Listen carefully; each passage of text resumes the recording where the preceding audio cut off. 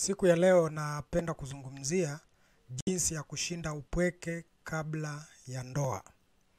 Najua wengi wetu hili ni jambo ambalo linasumbua sana na lina mitazamo mingi ambayo wakati mwingine inakufanya hata umkosee Mungu au ndoto zako zivurugike, mipango yako iharibike kwa sababu hujaandaliwa vizuri jinsi gani unaweza pia ukashinda upweke kabla ya ndoa. Wakati mwingine unaweza ukajiingiza kwenye ndoa kwa haraka ukidhani ndio ufumbuzi. Lakini hayo yote yanatokana na kwamba hujapata elimu ya kukusaidia kwamba kumbe unaweza pia kushinda upweke kabla ya ndoa. Jambo la kwanza kabisa, tambua kwamba Mungu anaguswa na hitaji la upweke wako kuliko wewe mwenyewe. Kumbuka wewe umeumbwa na Mungu. Na Mungu alipokuumba, yeye ndiye anayejua maisha yako kuliko hata unavyojijua wewe mwenyewe. Na ukifuatilia sana utagundua kwamba Mungu ndiye aliyesema si vema huyu Adamu awe peke yake, nitamtengenezea msaidizi wa kumkamilisha au wa kufanana naye. Kwa hiyo kumbe hili hitaji halikuanzishwa na Adamu, ila lilianzishwa na Mungu mwenyewe. Mungu ndiye aliyeona hilo. Kwa hiyo usipende kuruhusu kujilaumu au kulaumu mtu yeyote kuhusu maisha yako. Penda kujikubali na kutambua kabisa kwamba katika hali hiyo kuna kusudi la Mungu na Mungu anaandaa kilicho chema kwa ajili yako. Ndio maana hata kuna maandiko yanatuambia katika Warumi 13:14 kwamba bali mvaeni Bwana Yesu Kristo wala msiuangalie mwili hata kuwasha tamaa zake. Kwa hiyo kinachosumbua watu wengi ni kuangalia mwili badala ya kuangalia lile kusudi la yule aliyekuumba ambaye amekuleta hapa duniani. Kwa hiyo nimependa hilo jambo likukutia moyo kwamba hitaji hilo kwa Mungu ni la muhimu kwako kuliko hata wewe mwenyewe.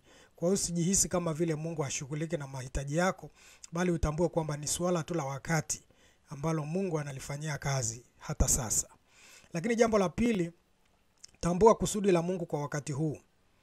Ukisoma mahali pengine mtumishi wa Mungu Paulo aliwahi kusema ni heri watu wakae kama yeye alivyo peke yake. Kwa maana kwamba alikuja kugundua kwamba Mungu ameruhusu awe kwenye hali hiyo na ameona manufaa yake. Kwa hiyo nataka utambue kwamba hata Adamu alipoletwa duniani Mungu hakushindwa kumuumba siku hiyo hiyo na kumpa mke siku hiyo hiyo. Kwa sababu yeye kumbuka kwamba hakupitia utoto kama sisi. Lakini bado Mungu alimuumba kwanza, akampa majukumu mengi tu ya kufanya na ndipo baadaye akamwambia si vema majukumu haya niliyokupa uyafanye ukiwa peke yako, nitakupa msaidizi. Sasa hapa tunajifunza kwamba Mungu alikuwa na kusudi katika maisha ya Adamu awe peke yake kwa muda fulani. Na ndipo baada ya hapo ampe mke. Kwa hiyo hata wewe katika maisha yako kipindi hiki ambacho unaona kama uko peke yako, kuna kinachoendelea usichokijua. Kuna matengenezo yanayoendelea kufanyika kwako. Pengine yule uliyemuomba Mungu akimwangalia ni kweli unamhitaji, lakini anaona kwamba hata wewe kama hujajiandaa vile.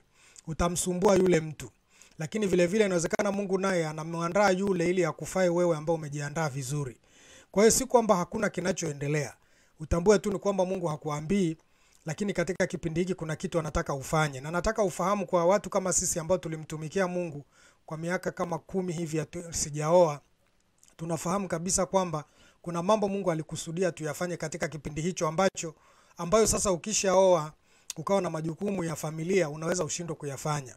Na mambo mengi sana niliweza kuyafanya katika kipindi hicho na ikaniwia rahisi zaidi kwa ule wepesi wa kwamba niko peke yangu na ndipo nikapewa sasa mke anisaidie katika mambo fulani ya msingi. Na nimeona kabisa hata watu wengi wanaokazania watu waoe lakini hawataki kufuatilia kwamba ni hitaji lako la sasa. Hili ni jambo la muhimu sana kulielewa. Sio kwamba Mungu hapendi watu waishi kwenye maisha ya ujana. Sio kwamba ni tatizo, hapana. Hilo sio tatizo. Mungu ana kusudi bado maalum na wewe. Kwa hiyo kuna kitu cha kufanya kabla ya ndoa ambacho Mungu amependa aruhusu hali hiyo pia. Kwa hiyo usipoteze huu muda wako ukabaki kuona kama ni mtu ambaye umeachwa, kama ni mtu ambaye Mungu hakujibu. Utambue kwamba kuna kitu kinachotakiwa kufanyika katika maisha yako, kuna kusudi la Mungu katika kipindi hiki. Na ili ujue kwamba katika kila kipindi Mungu ana makusudi yake, nadhani umeshuhudia wazi watu ambao wameoa, wameolewa na wengine wakifiwa hata mapema tu kabisa akaachwa mjane au mgane.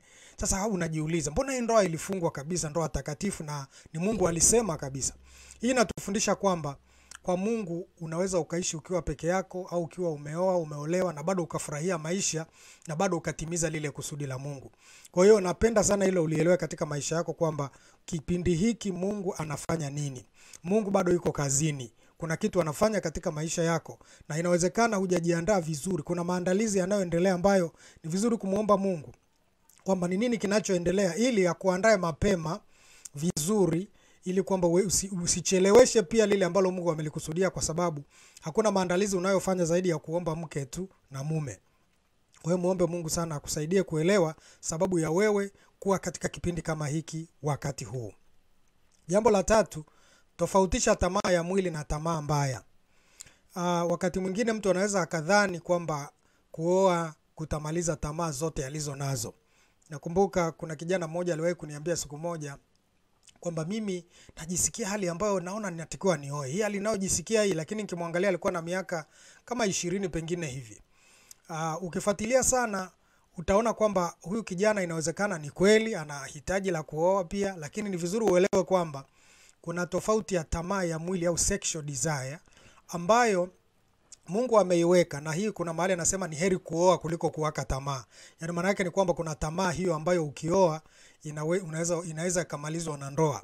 Lakini pia kwa changamoto za sasa hivi ambazo zinalazimisha watu wakae mbali kwa muda mrefu mtu na mwenzake kwa sababu ya kuchakarika na kazi mbalimbali, bado utaona kwamba hii tamaa ya mwili inaweza isitoshelezwe bado vizuri kutokana na hali mbalimbali za changamoto za maisha. Lakini kwa sehemu kubwa hii tamaa ya mwili inaweza kushughulikiwa na ndoa. Lakini kuna tamaa mbaya ambayo kwa Kiingereza tunaita lust, L-U-S-T. Hii tamaa mbaya haimalizwi na ndoa. Kwa hiyo kama mtu ana hii alafu akaamua kuoa au kuolewa, bado atajikuta hatulii nyumbani kwake. Nafikiri umeona kabisa watu ambao walifikiri akioa atatulia na hakuweza, kwa sababu yeye hakuwa na tamaa tu ya mwili ile ya maumbile, lakini ana tamaa mbaya.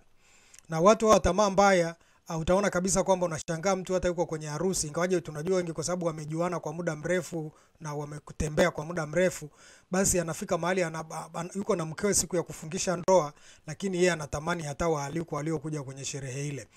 Utafuatilia kabisa utagundua kwamba kuna watu wana tamaa mbaya. Tamaa mbaya ambao haina hata heshima, hata haichagui. Ndio unakuta mtu anabaka bibi, mzee, anabaka mtoto, anafanya vitu vya ajabu kwa sababu yeye hana tamaa ya mwili. Ana tamaa mbaya ambayo hawezi kujizuia kwa sababu ni nguvu za giza. Ni mapepo ambayo anatakiwa afunguliwe ndipo waoe au olewe, au afunguliwe hata kama yuko ndani ya ndoa.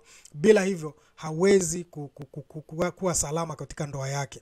Kwa hiyo nimependa utofautishe hivyo ili kwamba usije ukajikuta unateseka kwa tamaa mbaya. Hii iliwahi kutokea hata kwa mtumishi wa Mungu mmoja, ni mchungaji kabisa, lakini akakuta kwamba anawakwa tamaa ovyo ovyo sana. Akamuuliza kiongozi wake, akamueleza kwamba hivi, mbona anajisikia hivi? Yule kiongozi wake akamwambia, hii ni hali ya kawaida, mwanaume lazima apitie hali hizo. Lakini akakosa amani kwamba hii hali sio ya kawaida, hii naongea tu na mtu na mwakia tamaa bila sababu. Na alipoomba na kufunga kwa siku 3 kumtafuta Mungu, alishangaa akiona jini likitoka katika mwili wake na kumwachia. Kwa hiyo inawezekana wakati mwingine ukawa unateseka kwa kitu ambacho hakihitaji wewe uoe au uolewe, bali ni tamaa mbaya ambayo inahitajika ufunguliwe, ufanyiwe ukombozi au ufanyiwe huduma ya kufunguliwa ili uweze kuwa huru katika maisha yako, kwa sababu hata ukioa hutaweza kutulia katika hali hiyo, au hata ukiolewa hutaweza kutulia, kwa sababu hilo ni tatizo la kiroho. Lakini jambo jingine la 4, jizungushie marafiki sahihi. Kitu kingine kinachosababisha watu wengi wateswe na tamaa mbaya, wateswe na hali ya upweke, wajione upweke, ni aina ya marafiki zako. Kama marafiki zako ni watu ambao wakati wote wanazungumzia hali ngumu, unawezaje kukaa peke yako? Unawezaje kuishi? Ndio maneno unayojazwa. Yale mazungumzo mabaya yanaharibu tabia yako njema. Kwa hiyo ni vizuri katika maisha yako ujizungushie watu wenye mtazamo chanya, wanaozungumzia maendeleo, ambao hawazungumzi vitu vinavyokuamsha kimapenzi kila wakati. Kwa hiyo jizungushie marafiki sahihi. Hili nimeliona mimi kwa sababu nilikaa kwa muda kabla sijaoa nikiwa kijana na namtumikia Mungu, lakini nikajenga urafiki na watu wazima. Ninakuta naongea na baba mtu mzima ambaye hatuwezi kuzungumzia mambo ya mapenzi kirahisi, kwa sababu na yeye ni mtu mzima, anazungumzia mambo ya maisha yalivyo. Kwa hili nisaidia sana kutokuwashwa tamaa za hapa na pale za haraka haraka, kwamba nijione kama ni mnyonge kwa vile niko peke yangu. Na hili nisababisha hata wale ambao wananiambia mbona huoi, nikawa nawauliza, hivi mbona ninyi ambao mmeoa siwaoni hata mkiwa karibu na wake zenu? Siwaoni hata ukipata nafasi ya kusafiri na mkeo, umeenda mahali na mkeo? Au mnataka tu iwe ni show tu, ni kitu cha kuonyesha watu tu, au kwamba na wewe umeoa kama fulani? Mnionyeshe mfano kwamba kweli ni waone kwamba mko karibu, unanufaika na ndoa yako, na sio swala la cheti cha ndoa peke yake ambacho umekiweka huko sandukuni. Kwa hiyo napenda kukusaidia katika hili kwamba ukijizungushia marafiki sahihi, watakusaidia katika maisha yako, uongee mambo chanya, usubiri vizuri bila kuteseka, kwa sababu mnaongea mambo ambayo hayakusababishi ufikirie hilo tu muda wote katika maisha yako. Lakini jambo la 5, epuka mazingira hatarishi. Kuna andiko moja linasema, je, mtu aweza kuweka moto kifuani pake na nguo zake zisiteketezwe? Yaani maana yake ni kwamba unaweza wewe katika maisha yako, kwa mfano, ukamkumbatia mwanamke alafu pasitokee chochote katika maisha yako, usisikie chochote katika mwili wako. Hii maana yake ni nini? Ni kwamba kadiri unavyojiweka kwenye mazingira hatarishi, ndivyo inavyokuwa uwezekano mkubwa wa kuwaza mambo hayo na kumkosea hata Mungu wako. Kwa hiyo epuka mizaha, utani uliopitiliza, epuka kuangalia picha mbaya. Unapoona picha yoyote, kwa usalama wako, epuka kutokuendelea kuiangalia. Hata kama ni kwenye tamthilia, kuna vitu wanavifanya katikati visivyotakiwa, ulitakuwa uepuke vitu vya namna hiyo. Sio lazima iwe tu picha za ngono, lakini ukiona kitu chochote unapokiangalia kinakusisimua, mara moja ondoa macho yako hapo. Kama Ayubu anavyosema, nimefanya agano na macho yangu, nitamwangaliaje msichana? Yaani nitamwangaliaje kwa tamaa? Kwa hiyo ukitaka hayo ni kwamba epusha macho yako yasitazame visivyofaa. Mwingine akaomba, yeye Mungu nigeuze macho yangu nisitazame visivyofaa. Kwa hiyo kumbe katika maisha yako ukifanya maamuzi, ukaepuka vitu vyote ambavyo ndivyo mwanzo wa kukufanya ufikirie mambo ya ngono wakati wote, uwezekano wa mwili wako kuadapt hiyo hali ni mkubwa. Na ndio maana miili yetu Mungu ameiumba kwa namna ya ajabu. Kama utazoea kula chakula cha mchana saa 6, utaona kwamba kila mara ikifika saa 6 tumbo linanguruma. Lakini ukibadilisha ukaanza kula saa 8, baada ya muda utashangaa kwamba tumbo tena linachelewa mpaka saa 8 ndipo linanguruma. Kwa hiyo miili yetu imepewa uwezo wa kuadapt mazingira. Na ndio maana unaweza ukapita maeneo fulani ukashangaa, nimekuwa nikipita maeneo fulani kule Vingunguti ambayo ya machinjioni, maeneo ambayo ukipita unasikia harufu mbaya mpaka unaogopa kwamba watu wanakaaje hapa. Lakini ukishakaa kwa muda mazingira hayo, unafika mahali mtu unakaa nje kabisa, hiyo harufu haikusumbui tena, kwa sababu tayari mwili umeshaadapti, umeshabadilika kulingana na mazingira yale. Kwa hiyo kwako haikusumbui. Kwa hiyo Mungu ametupa miili ambayo tuna uwezo wa kuiepusha na mabaya na ikatii. Ni sisi tu tunaopaswa kuwa makini na maisha yetu. Jambo la 6, jitahidi kutingwa na mambo muhimu. Jitahidi kuwa bize na mambo muhimu. Ni muhimu sana katika maisha yako uelewe pia kwamba unapokuwa uko idle, kuna msemo mmoja unaosema akili isiyo na la kufanya ni karakana ya shetani. Ukiwa idle kuna uwezekano wa kumkosea Mungu. Tunakumbuka hata Daudi alipokuwa anapita hana kazi, anazunguka tu kwenye jengo lake kule juu gorofani, akaja kuangalia kwa chini akaona kuna mwanamke anaoga, tamaa ikamsababisha kwamba aseme mleteni yule mwanamke. Na yule mwanamke akampa mimba, akaweka na mikakati ya kumuua mume wake huko vitani. Hayo yote utaona kwamba ilitokana na nini? Alikuwa tu yuko idle, anatembea na katika mazingira hatarishi, akaruhusu akajikuta ametazama visivyofaa. Kwa hiyo jitahidi katika maisha yako kutingwa. Unapotingwa na masuala ya maombi, kusoma, kutumika katika mambo mbalimbali. Mimi huwezi kuniona niko tu stendi nasubiri gari muda mrefu hapo bila kusoma kitu fulani. Kama naona ni muda mrefu na kitabu kangu nasoma na kitu fulani nasoma cha maana, na sio kuchati na vitu ambavyo havina maana yoyote pengine ambavyo unavitazama visivyofaa. Kwa hiyo usipende muda wako uwe idle. Kuna vitu vingi sana vya kufanya. Muda ambao umeupoteza mpaka sasa kwenye maisha yako ni mkubwa sana, ila tu huelewi. Muda uliobaki ulitakuwa unafanya overtime. Yaani kwa jinsi ulivyopoteza miaka iliyopita, kuna vitu ulitakuwa wewe uongezee overtime kwa sababu umepoteza sana miaka. Sasa ni vizuri kutumia muda wako vizuri ili shetani asikuone umekaa tu na la kufanya, mwisho akakupa kitu cha kufanya. Usiende mahali bila sababu tu umekaa hivi tu bila sababu, unashangaa amepita mtu amevaa nguo ya aibu, huku unakunywa soda. Usiwe mazingira hayo bila ulazima wa kukufanya uwe maeneo hayo, kwa sababu unakufa kiroho. Hata kama hujamchukua ukampeleka guest mtu, lakini kitendo cha kuendelea kuona watu wa aina hiyo mara kwa mara, kule rohoni unakufa, unawaza hayo kila wakati na yanakufanya uwe mtumwa. Kwa hiyo ni muhimu katika maisha yako kujitahidi kuwa bize ili uweze kushinda. Tafuta vitu mbalimbali vya kukukeep bize ili kwamba usijikute ukifanya mambo ambayo hayafai. Lakini jambo jingine, vunja maagano ya shetani yanayokuzuia. Wakati mwingine inawezekana kwamba ni kweli umefika umri ambao unatakiwa sasa uoe au uolewe, lakini kuna watu wamekufunga.